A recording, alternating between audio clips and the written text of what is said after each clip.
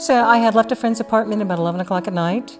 I just felt again like I was just sweating so badly, and it just felt so awful. And I thought it was just hot. I thought I was just experiencing something related to maybe fatigue, heat, excitement of the day. I started to go back toward my friend's apartment. I collapsed on the ground, and that's when it was determined that I had had a heart attack.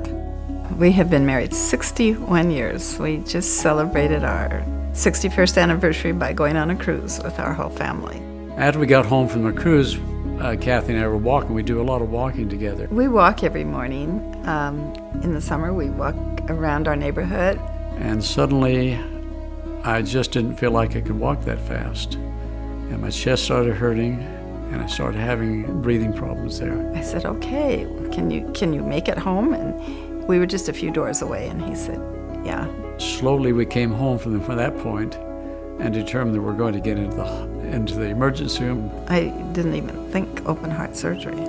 I didn't want to acknowledge I had a disease, especially heart disease or a heart attack. That other people had heart attacks, not me.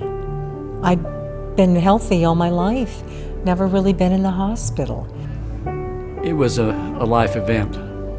We're glad life was in the statement there. But it was a very, very shocking thing. That took care of me. I felt as though I was part of the family. I was part of a family, and that I wasn't a stranger who just walked in after having a heart attack and open heart surgery, but that somebody cared about my life. The surgical area was very, very adequate, and they were very kind to Kathy and let her know how things were progressing. I just had to know that it was going to be all right, and I really felt like it was. Well, you know, I don't think if this had happened 15, 20 years ago that I would be here.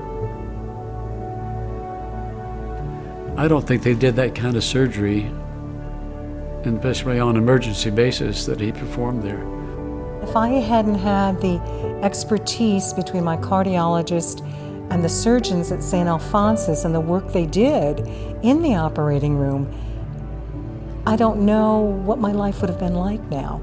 But I want to make other women aware that there are different kinds of symptoms and different kinds of risks for women with heart disease.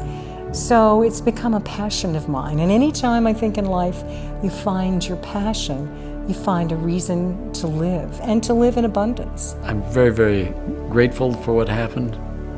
Not that I wanted to go through that, but with the care that I got, with the skill of the surgeon, it turned out to be a very positive experience for us.